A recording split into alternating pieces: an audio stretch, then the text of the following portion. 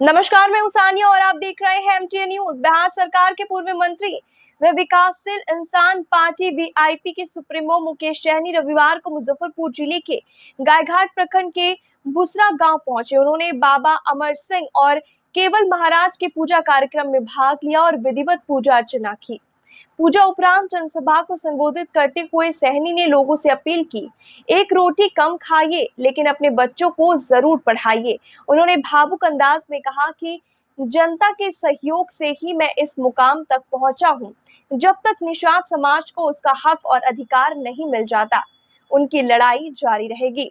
उन्होंने विरोधियों पर तंज कसते हुए कहा कि जो कल तक मेरा झोला ढोते थे, वे आज भारत सरकार में मंत्री बने बैठे हैं। उन्होंने इसे केवल उन्हें कमजोर करने की साजिश बताया है, लेकिन भरोसा जताया कि जब तक जनता का सहयोग बना रहेगा तब तक कोई भी ताकत उन्हें झुका नहीं सकती है। इस मौके पर वीआईपी कार्यकर्ताओं ने जोरदार स्वागत किया। लोम पंचायत के पूर्व मुखिया और वीआईपी पार्टी के जिला उपाध्यक्ष मनोज सहनी के नेतृत्व में फूल मालाओं, अंग वस्त्रों और दर्जनों बाइक जुलूस के साथ सहनी का भव्य स्वागत किया गया।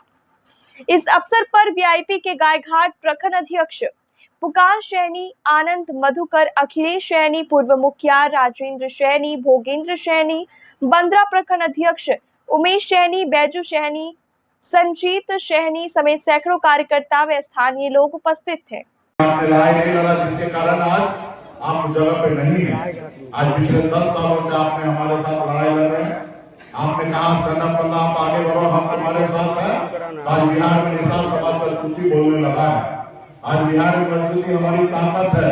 आज बिहार में जिस गठबंधन में हम हैं, उस गठबंधन में हम सरकार बनाने का हैसियत रखते हैं। और जब सरकार बनेगा तो ये मान लीजिए कि आपका भाई, आपका बेटा बिहार का बनेगा।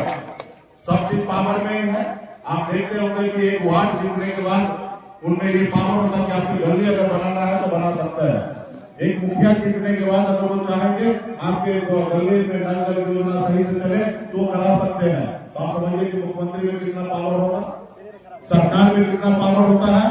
इसलिए आज अगर आपकी सरकार दिल्ली में बन जाए तो आप आरक्षण लागू कर दीजिएगा, और आरक्षण लागू कर दीजिएगा तो आज निषाद का बेटा कलेक्टर बन जाएगा। बताइए कितना पावर होता है सरकार में। इसलिए एक तो बच्चे को पढ़ा लिखा में काबिल बनाइए, और दूसरा अपने अधिकार के लिए संघर्ष कीजिए। आज हम लोग लड़ाई लड़ रहे हैं। आज देखिए बॉम्बे के तमाम जिंदगी के छोड़कर यहाँ आप लोग की लड़ाई लड़ रहे हैं। हम भी गरीब साधारण परिवार में जन्म लिए, पिताजी मछली मारते थे, लेकिन मैंने गरीबी से लड़ा। बॉम्बे जैसे शहर में जाकर मुकाम हासिल किया। उसके बावजूद भी मेरे पास ऐसा की जिंदगी जीने का अवसर था, लेकिन मैंने वो छोड़कर देखिए 3 बजे रात में घूम रहा हूँ। किसके लिए? आपके लिए, आपके अधिकार के लिए। अगर मैं कल किसी से हाथ मिला लूं तो मेरा जिंदगी बेहतर हो सकता है। जो कल तक मेरे पीछे बैग उठाता था, झंडा उठाता था, जो भारत सरकार में मंत्री बना है, वो किसका देन है? आपका देन है। क्योंकि हमसे डर रहे, इसलिए हमारे सामने में किसी किसान को नेता बनाया जा रहा। इससे पहले कहा किसी को कोई पूछता था। तो ये आपकी शक्ति का देन है। अगर आप अपने आप को अगर एक नेता नहीं मानिएगा, आप एक लीडर नहीं मानते, आप मुकेश सहनी को हीरो नहीं मानते, तो दुनिया में कोई हीरो नहीं मानता। इसलिए आने वाला समय में हम लोग का बड़ी लड़ाई है। हमारे युवा साथी से भी कहूंगा, कंधे से कंधे मिलाकर अपने आने वाला पीढ़ी के लिए लड़ाई लड़िए। बड़े बुजुर्ग यहाँ पे हम लोग से हम चाहेंगे कि अपने आने वाला पीढ़ी के लिए हम लोगों का आशीर्वाद दीजिए और मजबूती से लड़ाई लड़िए। आपको आप अगर राजनीति में जब तक मजबूत नहीं होंगे तब तक आपका समाज आगे नहीं बढ़ेगा। आपकी जो भी समस्या है वो दूर आपके राजनीति में आके ही होगा, और लीडर बना के होगा। लॉडर बनाने से नहीं होगा। एक होता है लीडर, एक होता लॉडर। एक होता टिकट मांगने वाला, एक होता टिकट बांटने वाला। आपको जब तक टिकट बांटने वाला नहीं बनाइएगा, जब तक आदरणीय लालू प्रसाद जी जैसे नेता नहीं बनाइएगा, स्वर्गीय रामविलास पासवान जी जैसे नेता नहीं बनाइएगा, बहन मायावती जी के जैसे नेता नहीं बनाइएगा, नीतीश जी के जैसे नेता नहीं बनाइएगा, तब तक आपका समाज में बहुत सारा बदलाव नहीं आया है। इसलिए हम लोगों को एक किसी के आंगन में जाए पेड़ में फल लगाया मिल जाए तो उससे हमारा कल्याण नहीं है। हमको अपना पेड़ लगाना है, और जब चाहेंगे तब उस पेड़ से फल निकाल सकते हैं। ऐसी ताकत हमको अपना बनाना है। तो इसलिए आज तो बाबा अमर सिंह के मेला में हम लोग आए हैं।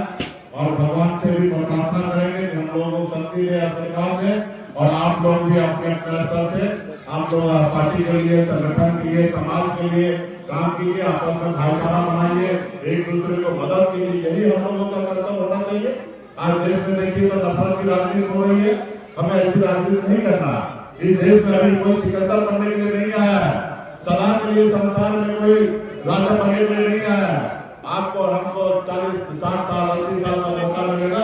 इसी समय में हम अपने आने वाले पीढ़ी के लिए कुछ अच्छा करके जाए। जैसे हमारे महात्मा गांधी जी, भगत सिंह जी, इन लोगों ने देश के लिए बहुत कुछ किए हैं, कुर्बानी दिए हैं, इसलिए आज हमारा देश में अवसर उठा के दिए हैं। इसलिए आने वाला समय में अगर आप चाहते हैं कि आपकी पीढ़ी जो है सर उठा के दिए, तो आपको अभी से संघर्ष करना पड़ेगा। एक पीढ़ी जो संघर्ष करेगा तब जाके अगला पीढ़ी राज करेगा साथ में।